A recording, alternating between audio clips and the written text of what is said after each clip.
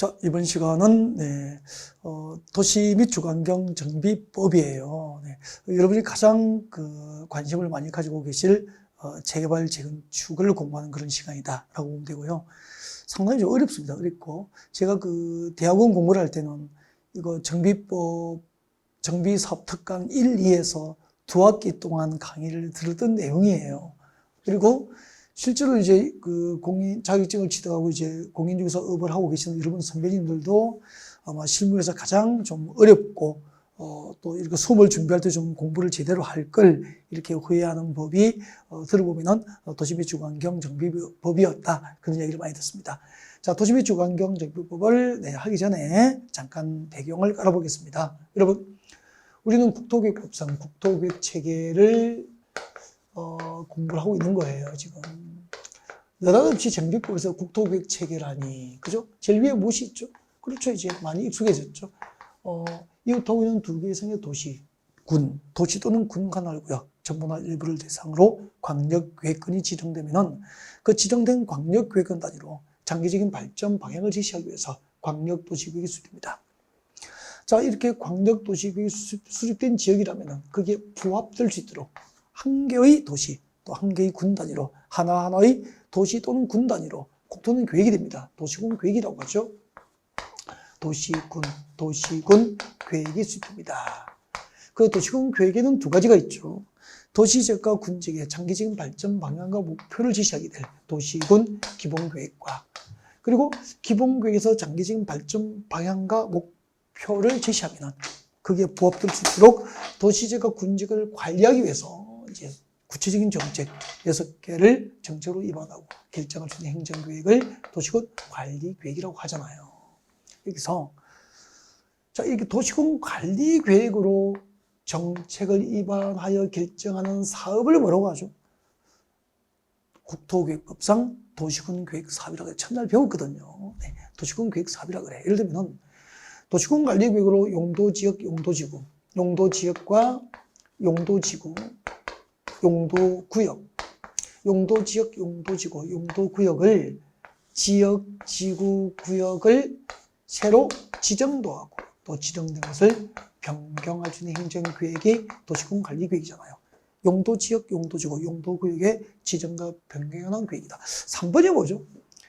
도시군 관리계획에 의해서 기반시설, 도로, 지하철, 공항시설, 항만시설, 공원, 녹지 등 기반시설을 새로 설치하고 정비하고 개량을 결정하게 됩니다. 그때 여러분, 기반시설이 뭐죠? 도로 등이잖아요. 도로 등, 도로, 지하철 등 도시민의 생활에 기반이 되는 시설이 이제 기반시설인데, 그 기반시설의 설치, 정비, 개량은 도시군 관리 계획으로 정책을 입안해서 결정하잖아요. 그러니까 서울에 지하철 설치하려면 서울시 도시군 관리로 정책을 입안해서 지하철 설치를 결정하는 거죠. 결정합니다. 결정하면은 행정정보를 공식적으로 국민에게 알려야 됩니다. 그때 알리는 방법이 단기간 알릴 경우에는 공고하여 알린다고 그랬고, 장기간 알려야 될 때는 고시하여서 알려줍니다. 그래서 도시군 관리 계획으로 도로 설치하겠습니다, 지하철 설치하겠습니다라고 정책이 결정되면 그 결정을 공고합니까? 결정 고시합니까? 결정을 고시합니다. 고시. 지하철 설치 결정을 하였음을 이제 관보 또는 공보, 중앙정부가 발행하는 게 관보라 그랬죠. 관보. 그러니까 국토교통부 장관은 중앙정부니까 국토교통부에서는 관보를 발행해요. 관보. 그리고 지방자치단체는 공보, 서울시에서는 서울시 공보를 발행하는 거죠. 평창군은 평창군 공보가 발행되는 거죠. 이 관보 또는 공보에다가 게재하는 방법으로 결정이 고시됩니다. 그때부터 도로, 지하철 등 기반시설의 명칭이 바뀌잖아. 뭐로 바뀌죠? 배웠잖아요. 첫날. 도시군 계획시설이죠. 자꾸 반복해서 이제 기억이 되는 거죠. 대답 못 하셔도 괜찮아요. 도시군 계획 시설이라고 하는 거죠. 자, 여러분, 도시군 관리계획으로 결정하기 전까지 도로, 지하철의 법상 명칭은 기반시설, 도시군관리구로 결정된 이후부터 도로 등에 대한 법상 명칭이 기반 시설 뭐로 바뀌죠? 도시군계획시설로 바뀌는 거죠. 그 도시군계획시설을 새로 설치하고 정비하고 개량하는 사업을 도시군계획시설 사업이라고 하는 거죠. 그래서 우리 서울에서 도로 만들고 지하철 건설하고 학교를 짓고 한강대교 만들고 고척동에 야구 동경기장 건설하고 이런 것은 전부 서울시 도시군계획시설 사업이 되는 것이고, 서울시 도시군계획시설 사업은 곧 도시군관리계획이라고 하는 도시군계획으로 정책을 입안해서, 도시군계획 중에서 도시군관리계획으로 정책을 입안을 해서 사업이 결정되는 거죠. 그래서 이것을 국토계획법상 도시군계획 사업이라고 부르는 거죠. 국토계획법상 도시군계획 사업에는 도시계획과 군계획으로 결정된 사업에는 첫 번째 무슨 사업이 있죠? 도시군계획시설 사업이 있다는 거지. 그 다음에 도시군관리계획으로 네 번째 뭐죠? 도시군관리계획이란 무엇을 결정하죠? 도시개발 사업을 결정합니다. 신도시개발 사업이에요. 도시개발 사업을 결정하죠. 우리 앞 시간에 이 도시개발 사업의 방법, 도시개발 사업 시행자, 도시개발 사업 절차를 배운 거죠. 무슨 법에서? 도시개발법에서. 자, 이렇게 신도시를 개발하기 위한 사업은 국토교육법상 도시군관리구로 사업을 결정하지만 사업의 방법과 사업 절차, 그 사업 시행자 등은 도시개발법, 도시개발법이라는 개별법으로 정하는 거죠. 이 법, 국토교육부에서 정하지 않고 도시개발법으로 정하게 되는 거예요. 이 도시개발법상 도시개발 사업에 관하여 수용방식과 환지방식을 우리 앞 시간에 배우게 된 거죠. 그 도시개발법에 규정된 도시개발 사업방법은 수용방식이 있고 환지방식이 있다고 배운 거죠. 이 도시개발 사업도 결국은 도시군관리구로 사업을 결정하기 때문에 도시군관리계획이 도시군계획이잖아요. 그래서 도시군계획으로 결정된 사업이라고 해서 도시개발 사업도 도시군계획 사업이 되는 거죠. 국토교육법상 도시군계획 사업에는 도시군계획시설 사업과 도시개발 사업이 있다. 그 다음에 신도시로 개발됐어. 40년, 50년 지났어. 그러면 건물은 노후화되고 구조안전성 문제가 생기면 재건축, 재개발을 해야 되잖아. 무슨 사업이죠? 정비사업이라고 하는 거죠. 정비사업. 정비사업. 그러면은 이때 정비사업의 종류 세 가지가 있어요. 주거환경 개선 사업과 재개발 사업과 재건축 사업이 있단 말이야. 정비사업의 종류, 정비사업의 시행 방법, 정비사업 시행자 등을 규정하고 있는 법이 지금부터 우리가 공부하게 될 도시 및 주거환경 정비법이 되는 거죠. 이 도시 및 주거환경 정비법에서 정비구역이 무엇인지, 정비사업이 무엇인지, 누가 조합이 되는지, 누가 정비사업을 하는지, 정비사업 방법은 어떤 방법을 하는지 등을 정하고 있는 거죠. 이렇게 정비사업에 관한 법이 도시 및 주거 환경, 도시 및 주거환경 정비법이 되는 거죠. 도시 및 주거환경 정비법이 되는 거예요.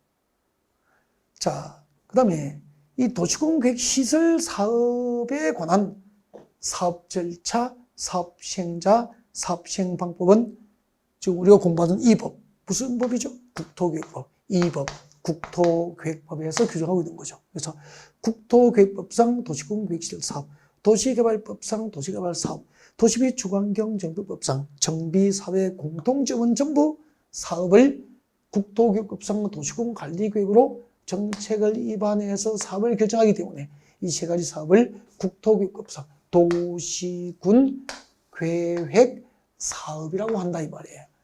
국토교육법상 도시군계획 사업에는 몇 가지 사업이 있죠? 세 가지. 국토교육법상 도시군계획시설 사업과 도시개발법상 도시개발 사업과 도시 및 주거환경 정비법상 정비사업을 이 법상 도시군계획 사업이라고 하고, 자, 국토교육법상 도시군계획 사업 중 정비사업에 관한 법, 도시 및 주거환경 정비법을 공부하겠다. 그래서 도시개발법과 도시 및 주거환경 정비법은 기본법인 국토계획법의 하위 법률을 공부하는 거죠. 이 얘기를 드리려고 뿌리를 광역도시계획부터 시작해서 도시 및 주거환경 정비법과 도시개발법으로 연결을 시켜야 되는 거죠.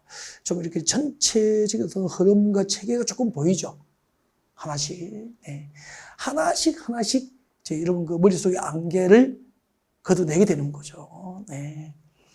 재밌어요. 재밌고. 그 다음에 나중에 이제 또 여러분 부동산 하시면서 여러분, 아니, 우리가 한 달에 뭐 5, 600 벌려고 이 공부하는 건 아니잖아요. 그죠? 아니, 많이 벌 때는, 아니, 한 달에 보통 한 1,000만 원, 2,000만 원 벌었으면 좋겠고, 많이 벌면은 한 달에 5천만 원 벌 때도 있고, 1억 벌 때도 있고, 뭐. 그죠? 1년에 연봉 한 2, 3억씩 해야 되는 거 아니에요? 그러려고 우리 공부하는 거잖아. 또 마음속으로, 뭐, 5, 600도 괜찮은데 그렇게 생각하시면 안 되고요. 자, 도시 및 주거환경정비법 보겠습니다. 네. 법의 목적은 읽어보시고요. 시험하고 관계없고 좋은 이야기니까 읽어보시고. 용어 정의가 너무 중요해요. 이게 거의 시험 치고도 안 되잖아요. 그러니까 어느 정도 하셔야 되냐면 도시 및 주거환경정비법상 정비사업은 조금 전에 무엇으로 결정했죠? 정비사업은 도시군 관리계획으로 정책을 위반해서 사업을 결정하잖아요. 그 도시 및 주거환경정비법상 정비사업에는 주거환경개선사업과 재개발사업과 내려가면은 재건축 사업 3개가 있다고. 이 3개를 무슨 사업이라고 그러죠? 정비사업이라고 그래요. 여러분, 도시 및 주거환경정비법상 정비사업에는 주거환경개선사업과 재개발사업과 재건축 사업이 있다고 있는데, 그 어느 정도로 하셔야 되냐면은 솔직히 그 지금 현직에 계시는 분들, 자격증 따고 현장에 계시는 분도 재개발, 재건축 구별 못 하시는 분이 절반 이상일 거예요. 그 창사가 사업이 잘 될 수가 없는 거 아닙니까? 그죠? 그 중에 30%는 망하고 있다니까. 30%는 계속 밥 먹고 살고 있고, 상위 30, 40%가 큰 돈을 벌고 있는 거예요. 부동산이. 모든 업종이 마찬가지 아닐까요? 그렇다고. 그러면 어느 정도 하셔야 되냐면, 책 안 보고, 책 보지 않고 주거환경개선 사업과 재개발 사업의 개념을 설명할 수 있어야 돼요. 네. 주거환경개선 사업은 2가지가 있어요. 읽어볼게요. 도시 저소득층 주민이 집단지로 거주한 지역으로서 정비 기반시설이 극히 열악하고 노후불량 구조를 과도하게 밀집한 지역에서 주거환경을 개선하거나, 여기서 끝난 거죠. 여기까지 주거환경 개선 사업이 하나 개념이 만들어지는 거예요. 2번째, 단독주택, 다세대주택이 밀집한 지역에서 정비 기반 시설과 공동이용시설의 확충을 통하여 주거환경 개선을 위한 사업도 주거환경 개선 사업이 2가지. 개념이 2개잖아요. 이걸 아마 10번을 읽어도 가슴에 와닿지 않을 거예요. 이것이 가슴에 와닿아서 여러분 가슴 속에 들어와서 나가지 않게 가슴 속에 담길 수 있도록 설명드릴게요. 보실래요? 도시 저소득층 주민이 집단적으로 거주한 지역. 그러니까 법은 이렇게 적어야 될 거 아니야. 못 살고 못 사는 사람들이 함께 떼거지로 모여있는 곳이라고 법을 만들 수는 없는 거잖아. 해석하면은, 그죠? 저소득층 집단 거주지역이에요. 저소득층 집단 거주지역이니까 달동네입니다. 달동네. 그래서 앞으로 주거환경개선사업은 보면은 달동네구나. 그리고 이 동네는 특징이요. 줄 것이십시오. 외워야 돼. 정비 기반 시설이 극히 열악. 외워야 됩니다. 이 다들 외워야 돼. 주거환경개선사업은 1번째, 정비 기반 시설이 극히 열악한 동네를 대상합니다. 기반 시설이 뭐죠? 배웠잖아. 도로, 상하수시설, 주차장, 공원, 녹지 등이에요. 그래서 이 동네가 보면은 도로가 없어. 도로가 없다고. 도로는 사람이 걸어갈 수 있는 도로만 있는 거야. 사람도 걸어 올라가기 힘들어서 계단으로 돼 있다니까. 미끄러질까봐. 그런 곳이에요. 정비 기반 시설, 도로, 상하수 시설, 공원, 녹지 등이 보통 열악한 게 아니고 얼마나 열악하면은 극히 열악, 극렬이잖아요. 극렬. 극렬 상상이 되죠. 그 동네에는 노후 불량 건축물이 보통 밀집이 아니고요. 노후 불량 건축으로 판정된 건축물이 노후 불량 건축으로 판정된 건축물이 과도하게 밀집한 지역이야. 과도하게 밀집한 지역. 이 두 개를 기억해야 돼. 정비 기반시에 극희락하고 노후 불량 건축이 과도하게 밀집된 지역. 그러니까 천막촌 판자촌에 그 판잣집들이 다닥 붙어 있단 말이에요. 이런 동네에서 주광경 개선이 목적입니다. 주광경 개선이 개선 동남이에요. 그럼 개선이 뭐죠? 고칠 개자잖아.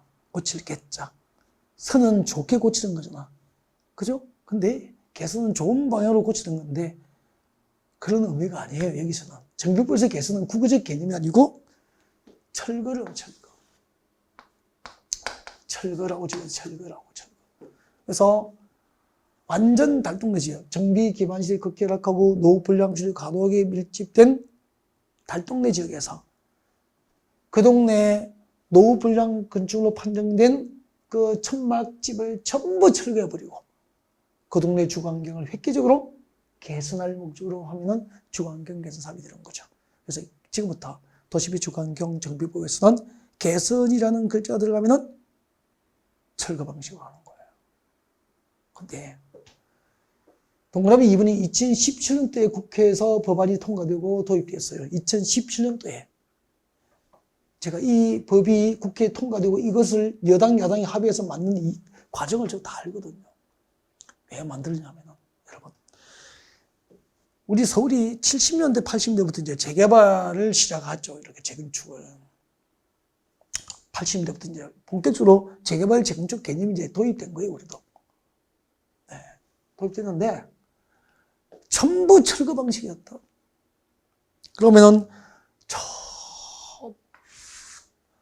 성북동, 저, 봉천동, 저, 관악구, 신림동, 그죠? 이런 거, 달동네가 무지하게 많잖아요. 산, 중턱아래에 막, 천막촌, 판잣촌. 다 철거돼 버렸죠. 이게 주거환경 개선 사업이에요. 주거환경 개선 사업. 그럼 봐요. 만약에 달동네 철거 사업을 해버리면 그 동네가 재개발돼 버리면 그 판잣촌 다 걷어내버리고 철거해버리고 도로가 뚫리면서 아파트 위주로 개발돼 있잖아. 그렇게 해서 이 판잣집에 천막집에 살던 사람들은 그 아파트 분양을 받을 여건이 안 되잖아. 서민적 거주지역이 재개발되면서 중산층 거주지역으로 바뀌어버리는 거죠. 좀 위치가 좋으면 부자 동네로 바뀌어버리는 거예요. 그러면 서민층, 저소득층 끊임없이 또 다른 달동네를 찾아서 서울시 외곽으로 밀려나야 되는 거야, 끊임없이. 그게 80대, 90대를 거치면서 계속 서민층 거주지역은 철거돼 버린 거죠. 서민층 거주지역이 철거됐다고 서민층이 없어지지는 않잖아요. 사회적 갈등으로 표현된 게 상징적인 게 용산 철거민 사태입니다. 용산역 주변 지역 재개발할 때입니다. 예를 들면 용산역 재개발하는데 예를 들면 어떤 상인이 권리금 1억 주고 상점을 얻어서 보증금 5천만 내 권리금 1억 주고 상가를 얻어서 장사를 했다고. 철거되니까 보증금 5천만 원 찾아갈 수 있지만 그 영업권, 권리금은 보상해 줍니까? 안 해주잖아. 전 재산 잃어버리고 보증금 5천만 원 들고 어디에 가서 장사하고 사냐고. 그분들이 못 가겠다는 거지. 그게 용산 철거민 사태 아닙니까? 거기 사는 세입자는 또 어디로 가냐고, 갑자기 인천이고 어디로 나가야 되잖아, 막 이렇게. 그래서 경찰은 그 전교 농성하니까 막아야 되고, 경찰은 막는 게 임무고, 철거민들은 생존투쟁이고, 이게 사회적 갈등으로 용산 철거민 사태 우리 막 그 시위대가 던진 아연병에 경찰관들 컨테이너 박스에 가져놔서 막 까없이 뉴스에 다 나오고 사회적 갈등이 폭발한 거죠. 무고한 경찰들이 희생되고 무고한 서민청 목숨 잃고 그렇게 된 거죠. 그래서 우리가 그런 것을 겪으면서 사회가 반성합니다. 아, 도시의 서민청 거주지역도 소중한 그들의 삶의 터전도 소중한 것이지 무조건 철거, 대책 없이 철거만 해야 될 대상은 아니었구나. 그리고 우리 사회 전체가 이제 이렇게 좀 그게 이제 인식을 하게 된 거예요. 그래서 국회에서 다행스럽게 이제 이런 사회적 갈등을 조정하는 게 국회 아닙니까? 그래서 지금까지 단독주택, 다세대주택 밀집지역은 자꾸 재개발되면서 전면 철거 방식이고요. 거기에 살고 있던 서민층 세입자들은 전부 다른 지역으로 내몰리고 그 동네가 재개발되면 중산층 거주지로 바뀌었거든요. 근데 단독주택, 다세대 밀집한 지역에서 그 동네 열악한 정비 기반 시설과 공동 이용 시설을 확충해주고 도로가 없으면 신설해주고 좁으면 넓혀주고 공공도서관 지어주고 이런 공동 이용 시설 확충을 통하여 주거 환경을 그 지역의 주거 환경을 바뀝니다. 개선이 아니고 보전이라는 글자가 처음 들어온 거예요. 정비법의 역사상 2017년도입니다. 보전하면서 점진적으로 그 동네를 정비하고 개량하는 방법으로 하자. 이게 개선이라고 쓰면 틀리는 거고 주거환경 개선을 목적으로 하면 틀려버려요. 그래서 단독주택, 다세대주택 밀집지역에서 주거환경 사업은 핵심이 뭐죠? 보전 방식이라는 거예요. 보전 방식으로 처음으로 보전 방식이 도입됩니다. 그래서 앞으로 단독주택, 다세대주택 밀집지역에서 주거환경 개선 사업은 보전 방식으로 진행되기 때문에 재개발하겠다고 정비구역 지정했다가 예의치 않아서 정비구역이 해지되면 주거환경 개선 구역으로 지정해서 그 동네는 재개발하지 않고 보존됩니다. 점진적으로 낡은 건물 개인적으로 건축주가 연유를 해야 돼요. 그때 그 개인적으로 낡은 빌딩을 철거하고 다시 지어야 될 건축주의 사업성을 확보해 주려고 나중에 배워요. 건축법상 건축협정지도하고 계략건축지도가 여기서 딱 생기게 된 거예요. 나중에 여러분이 건축법상 다음 주에 배우겠네. 계략건축, 건축협정을 배우게 되는 거죠. 이걸 알아야 계략건축하고 건축협정이 또 이해가 되는 거죠. 그래서 제가 배경 지식을 인문과정을 깔아주고 밑그림을 그려주고 스케치를 해주는 거죠, 지금. 왜요? 1차 합격하고 2차만 보시는 분들, 그리고 재수하시는 분들은 네, 합격이 여러분의 운명이니까 꼭 하셔야 되니까 실수 없는 수업을 도와드려야 될 의무가 있잖아요. 이게 주거환경 사업이라고. 그래서 두 가지죠. 완전 달동네, 도시 저소득층 주민이 집 떠들어 거주하는 달동네 지역에서, 그죠? 즉 정비 기반시설이 극히 열악하고 노후 불량 구조를 과도하게 밀집된 지역에서 주거환경 개선을 목적으로 하면은 달동네 지역에서 철거 방식으로 하는 주거환경 사업이고, 과거에 재개발되는 지역에 대해서, 즉 단독주택, 다세주택이 밀집된 지역에서는 앞으로 그 지역은 보존할 거니까 정비 기반 시설 새로 확충해주고 주민 공동 이용 시설 새로 확충해주면서 해당 지역의 주거환경은 개선하지 않고 철거하지 않고 그대로 보존하면서 점진적으로 정비 개량해서 부작용을 최소화해 주겠다는 거죠. 이게 이렇게 이제 우리나라 부동산 그 재개발 재건축의 기본 틀이 2017년도부터 바뀌게 된 거예요. 이 법안이 국회를 통과하면서. 이해가 됐죠? 그러니까 책 보지 않고 설명할 수 있어야 돼. 달동네 지역에서 즉 정비 기반시설이 극혈락하고 노후 불량 건축으로 판정된 건축물이 과도하게 밀집된 달동네 지역에서 주거환경 사업은 목적이 주거환경 개선이 목적이기 때문에 철거 방식으로 하고, 단독주택, 다세대주택이 밀집된 지역은 주거환경을 보존하면서 점진적으로 정비 개량해야 되니까, 일단 보존해야 되니까 어떤 기반시설 새로 확충해주고 주민 공동 이용시설을 마련해주고 점진적으로 주거환경을 원칙적으로 보존하면서 점진적으로 정비 개량하겠다. 달동네 지역의 주거환경 사업은 철거 방식으로, 단독주택, 다세대주택 밀집지역에서 주거환경 사업은 보존 방식으로 하거나 이원화된 거죠. 이원화. 완전 이해되신 거 맞죠? 설명드리니까 반쯤 외워지잖아요. 그 가장 좋은 암기든 이해하는 것이라니까. 근데 이게 이제 이렇게 공부를 시작하는데 시간이 가면 갈수록 긴 것을 싫어해요, 수험생은.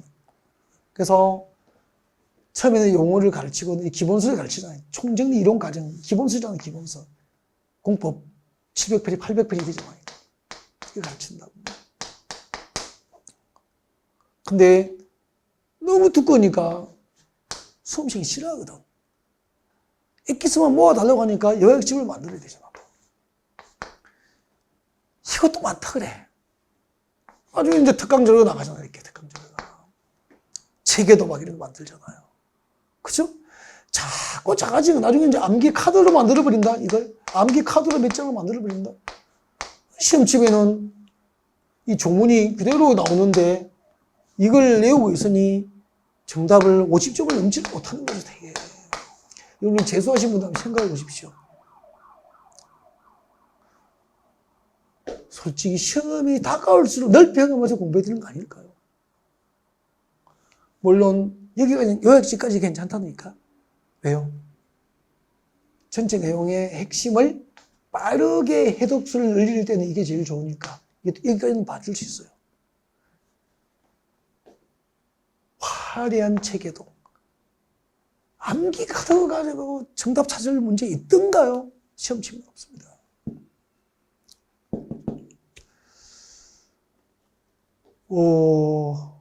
내 아이가 공부한다면, 내 가족이 공부하면은 진짜 저는 여기까지만 용서하겠습니다. 체계도나 암기 카드는 용서하지 않겠습니다. 이것만 해도 다행이야. 한 사람 걸 인강들이 이것만 해도 다행이야. 근데 또 누군가 도서관에 가면은 에듀윌 공부하는 사람이 자료 가져오면 또 그게 좋고, 해커스럽게 보이면 그게 좋아 보이고, 방문가게 보면 그게 또 좋아 보이고, 끊임없이 자료를 수집하잖아. 그렇죠? 그렇게 해서 반복이 안 되는 거예요. 보고 바꿔야 되는 계속 바꿔야 된다. 반복이 없는 거 익숙하지. 반복해야 익숙한데 참 안타깝죠. 그래서 정말 심플하게 자료를 가지고 공부하셔야 돼요. 네. 그리고 한 번 들을 때하고 두 번 들을 때하고 귀가 열리고 가슴, 마음속에, 머릿속에 담기는 게 달라요. 같은 자료를 반복해 지혜가 생기고 익숙함이 생기고 쉬워진다는 거죠. 이 정도 하겠습니다. 그 다음에 재개발이 무엇일까? 재개발 봅시다. 재개발 길죠? 재개발 사업이란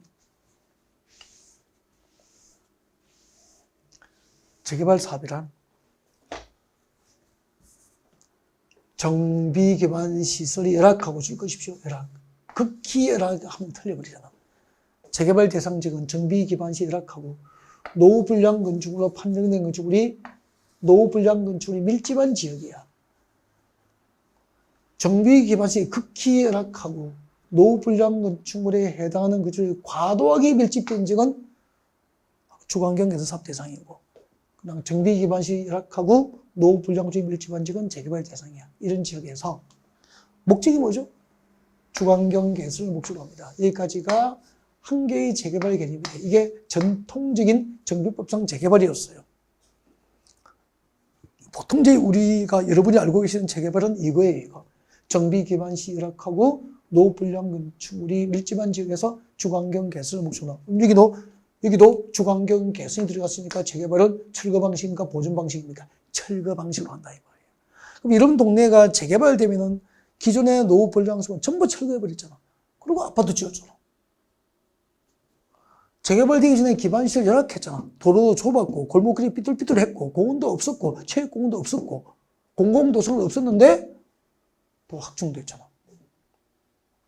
재개발이죠. 근데 2017년도에 두 번째 재개발 개념이 도입됩니다. 상업지역, 공업지역은 봐요. 여기까지. 정비 기반 시설이 열악하고 노후 불량 구조의 밀집한 지역에서 주거환경 개선을 목적으로 하면 재개발이잖아요. 목적이 주거환경 개선이 목적이니까 여기는 말하지 않더라도 용도지역은 주택지였어. 대부분이 주거지역이었다 이 말이야. 근데 이게 들어온 거예요 이제. 상업지역, 공업지역에서 있을 거예요. 상업지역, 공업지역에서 도시기능 회복과 상권 활성화 등을 위해서 줄 거죠. 도시 환경 개선이 목적이잖아. 도시 환경 개선이 목적인 사업은 재개발, 두 번째 재개발이 되는 거죠. 그러면은 상업지역 공업지에서 하는 재개발도 목적이 뭐죠? 주거환경 개선이 목적이니까 철거 방식이에요. 근데 이것만 밑줄 긋고 10번을 외워도 상업지역 공업지의 재개발이 뭔지 몰라요. 어떻게 아냐고. 공법은 현장이라니까, 현장. 그래서 상업지역에서 이루어지는 재개발을 제가 사례를 통해서 여러분들 설명을 드릴 테니까 기억하셨으면 좋겠습니다. 제가 여기를 예를 들어요. 상업지역에서는 재개발, 여기가 잠실 사거리, 잠실역 사거리였어요. 우리 잠실역 사거리라고. 그러니까 잠실역 사거리고요. 여러분이 누구나 알 수 있게 제가 해드릴게요. 이게 석촌 호수공원이 있어. 석촌 호수가 있어. 대부분 아시잖아요. 석촌 호수공원이 있다. 밑으로 연결되어 있잖아요. 호수, 물이 연결되어 있죠. 오케이. 저 여기 많이 뛰었거든요. 마라톤 하고 할 때. 여기 뛰면은, 사람들이 많고 하니까, 네. 괜히 혼자 우쭐하고 막, 기분도 좋고, 그죠? 주목도 받고 막. 여기에 롯데월드 있잖아, 그죠? 놀이기구 막, 내려가고, 와! 가 돌잖아. 롯데월드 있고. 백화점 있고, 롯데백화점 있고, 호텔도 있고, 롯데호텔도 있고, 롯데월드도 있고. 건너편에 무엇이 생겼죠? 롯데월드가 들어왔잖아요. 그럼 잠실역 주변 지역은 롯데월드, 롯데백화점, 롯데호텔이 이쪽은 잠실 처음 개발할 때 다 들어온 것들이라고. 벌써 40년 세월. 그죠? 40년, 30년 훌쩍 지나버렸잖아요. 그래서 롯데월드가 들어오면서 이쪽에 롯데월드 호텔 백화점의 상권이 급속하게 롯데월드 쪽으로 건너가고 있잖아. 그죠? 그러면 벌써 이 지역은 구도심거리 되고 구도심이 된 거야. 서울의 강북, 지금 상징적으로 이쪽을 설명하고, 강북은 대부분이 구도심이잖아. 종로 쪽하고 다. 인사동, 그죠? 이런 거. 강북은 대부분이 구도심이 돼버린 거잖아요. 그 지역을 재개발해야 될 필요가 있잖아. 이게 상업지역에서 하는 재개발이에요. 네. 그럼 여기는 주거환경 개선이 목적입니까? 도시환경 개선이 목적이라고 하면, 그럼 여기다 주거환경 개선은 틀려버리고, 시험이. 상업지역, 공업지역에서 도시기능 회복과 상권 활성화 등을 위해서 주거환경 개선을 목적으로 하면 재개발이 되면 틀린다고. 주거환경 개선이 아니고 뭐죠? 도시환경 개선의 목적이라고. 이게 이해가 돼야 상업지역, 공업지역에서 하는 재개발은 본래 주택지에서 재개발은 전부 조합을 만들어서 조합. 재개발 조합이 사업을 하는 게 원칙이잖아. 왜요? 해당 지역에 땅 가지고 있고, 건물 가지고 있고, 재개발구역에 땅 가지고 있고, 건물 가지고 있고. 그죠? 그럼 재개발구역에 빌라 하나 있다고 단독으로 사업을 감당 못하니까 조합을 만들어서 너네들이 해라, 이 말이야. 법을 그렇게 만든 거야. 다음 주에 배울 거예요. 근데, 이게 보세요. 잠실 롯데월드, 롯데백화점, 롯데호텔을, 여기를 재개발하면, 누구 거죠? 롯데호텔, 롯데백화점, 롯데월드, 법인 세 개가 롯데그룹이잖아. 롯데잖아. 그럼 땅 가지고 있는 사람이 셋이야, 셋. 예를 들면 법인 세 개라고. 그들이 조합을 주민하고 만들어서 그 지역을 재개발할 이유가 없잖아. 그래서 2017년도 이후부터 상업지역에서 하는 재개발은 대기업이니까 단독으로 재개발할 수 있는, 이 잠실역 주변 지역을 재개발할 수 있는 롯데는 경제적, 사회적 여건이 되잖아요. 그래서 상업지역, 공업지역에서 하는 재개발은, 즉 토지 등 소유자의 숫자가, 이걸 이제 법으로 만든 게 이렇게 된다고. 토지 등 재개발할 때 토지 등 소유자의 숫자, 땅 가지고 있고 건물 가지고 있는 사람의 숫자가 20인 미만이면은 앞으로 재개발 재건축을 조합을 만들지 않고 토지 등 소유자, 땅 가지고 있고 건물 가진 토지 등 소유자가 단독으로 할 수 있는 시대를 열어준 거죠. 대기업 재벌그룹은 앞으로 구도심을 재개발할 때 조합을 만들지 않고 단독으로 자리 잡고 있는 백화점 주변 지역을 자리 잡고 있는 이런 롯데 백화점 호텔 주변 지역을 재개발할 수 있는 시대를 열어준 거예요. 그런 거구나. 그럼 여기에 대한 개념을 못 잡으면 뒤에 토지 등 소유자가 20인 미만이 왜 조합을 만들지 않고 토지 등 소유자가 그냥 암기를 했지 이해를 못한 거죠. 암기만 하는 게 공부는 아니잖아요. 그 다음에 공업지역에서는 재개발 설명드릴게요. 옛날에 제가 울산 강의 간 지도 한 4년 된 것 같아요. 안 간 지가 한 3, 4년 된 것 같아요. 울산의 강의를 제가 한 4, 5년 내려간 것 같아요. 내려갔었는데 수강생들끼리 자기들끼리 쟤네 있잖아. 쟤가 동구 아줌마다. 동구 아줌마, 동구 아줌마래, 동구 아줌마. 동구 아줌마다. 아니, 쟤네도 동구 아줌마야. 그래요. 야, 울산에 왜 이렇게 애들 이름이 동구가 많아? 그렇게 생각했다? 나중에 좀 지나고 보니까 그때 동구가 울산광역시 동구에 가면은 서구 남구 할 때 동구에 가면은 현대자동차 공장 1공장부터 4공장까지 4공장까지 이제 5공장까지 이제 잘 몰라요. 그냥 대충. 현대자동차 공장 1공장부터 4공장까지 현대중공업, 현대미포조선 등이 다 동구에 있대. 여기에 출근하는 남편들은 작업복 입고 다녀도 연봉이 1억이야. 1억이 넘어.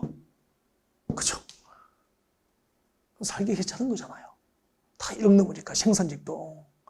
그래서 동구 아줌마는 남편이 현대자동차나 현대중공업, 현대미포조선에 출근하는 연봉 1억이 넘는 근로자들이라는 뜻이더라고. 한마디로 살기 괜찮다 이 말이에요. 동구 아줌마라고 하더라고. 울산 사람이 아니니까 처음 들은 거죠. 자, 그러면은 여기 현대자동차 공장이거든. 현대자동차 1공장도 4공장이라고 합시다. 지금 자동차는 디젤 엔진이나 휘발유 엔진을 사용하는 내연기관 자동차 위주로 지금까지 생산이 주류였잖아요. 지금 뭐로 바뀌죠? 전기 수소차로, 그죠? 하이브리드로 획기적으로 지금 전환이 되고 있단 말이야. 그러면 다능코 10년 이후에 신차 출고 비율의 80, 90%는 전기 수소차 이런 것으로 바뀌지 않을까? 그러면은 이 내연기관 중심의 자동차 공장, 이제 우리는 자동차 공장 문화인데 우리 세계적인 자동차 생산 국가가 됐잖아요. 그죠? 공장 재개발이 필요할 수도 있는 거잖아. 그죠? 이걸 염두에 둔 거예요. 그러면 그때 현대자동차 그룹은 법인 몇 개가 이 지역의 땅과 건물을 다 가지고 있으니까 20인 미만이니까 해당 지역의 땅 갖고 있는 건물 갖고 있는 토지 등 소유자가 조합을 만들지 않고 공장 재개발이 가능한 시대를 선도적으로 국회에서 만들어준 게 이거예요. 국회가 늘 싸우는 모습을 보이지만 그래도 가끔 이렇게 바꿔은 해요. 국회가 무슨 일을 하는지 알겠죠. 이런 것을 법안으로 끊임없이 생산하는 거죠. 그러면 일 잘하는 국회의원이란 텔레비에 많이 나와서 싸움을 잘하는 국회의원이 아니고 이런 사회적 갈등을 해결할 수 있는 또 이렇게 선도적으로 산업 구조를 개편하고 도심 재개발을 할 수 있는 이런 제도를 만드는 법안을 끊임없이 생산해야 된다는 거죠. 법안을 좋은 법안을 가장 많이 생산하는 국회의원이 가장 일을 잘하는 국회의원이 되는 거죠.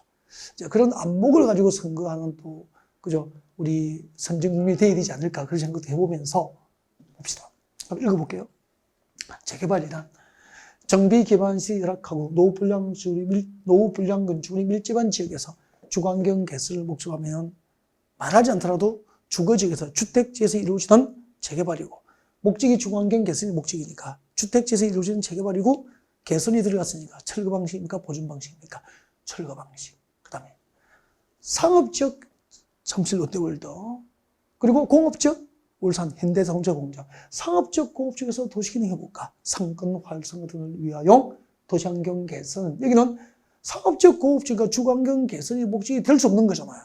그래서 도시환경 개선의 목적이 여기도 개선이라는 글자가 들어가기 때문에 롯데월드 백화점 호텔이 재개발되면 전부 기존의 건물은 철거되고 다시 롯데가 건물을 뽑아 올리게 될 거예요.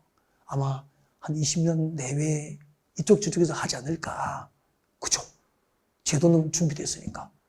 곧 현대정제 공장 재개발도 내부적으로 합치되지 않을까. 그런 얘기죠. 그 다음에 실효된 게 있죠? 이 경우 다음 요건 기업가 니언입니다.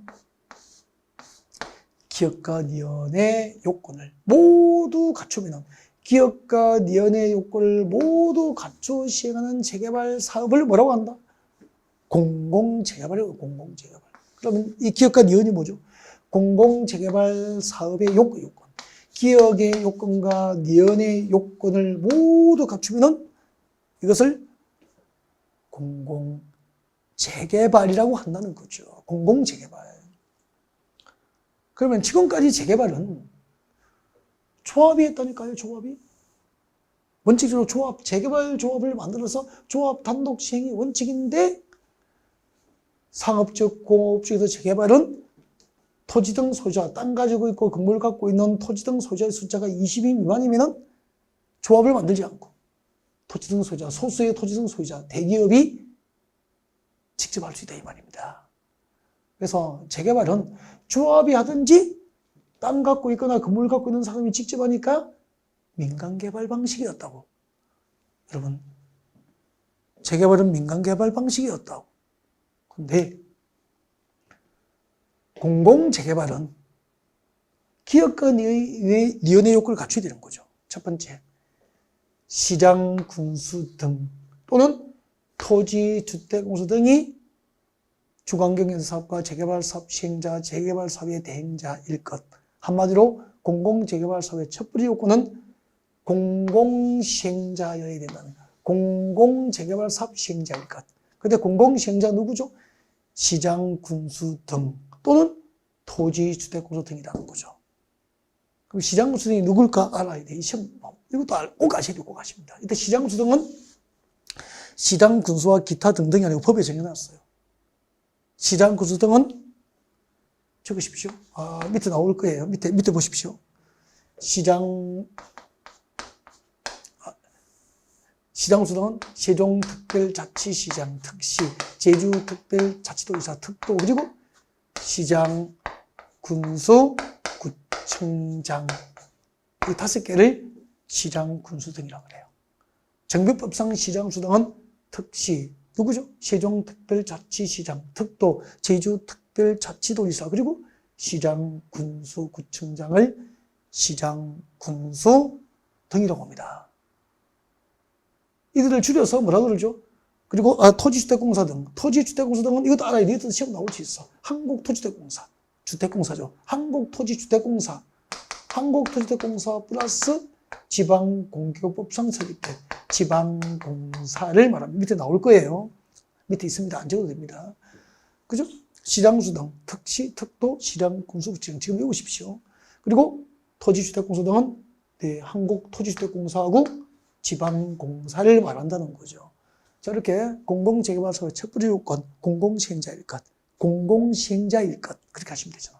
두 번째는 공공재개발 사업으로 건설 공급되는 주택 전체 시대수 또는 전체 연면적 중에서 토지 등 소유자가 다음 주에 배우고요. 이 조합원이거든.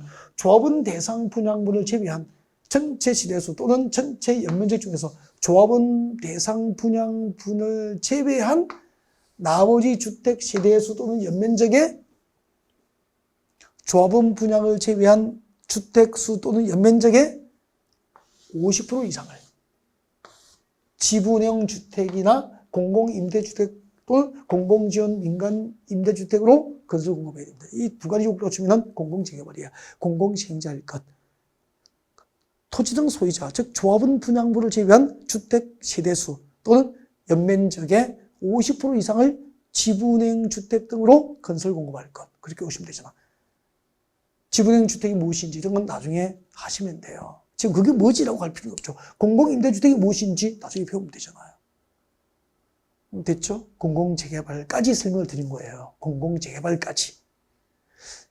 이렇게 이 주거환경 개선 사업하고 재개발 사업만 설명하는데 1시간이 걸리잖아요.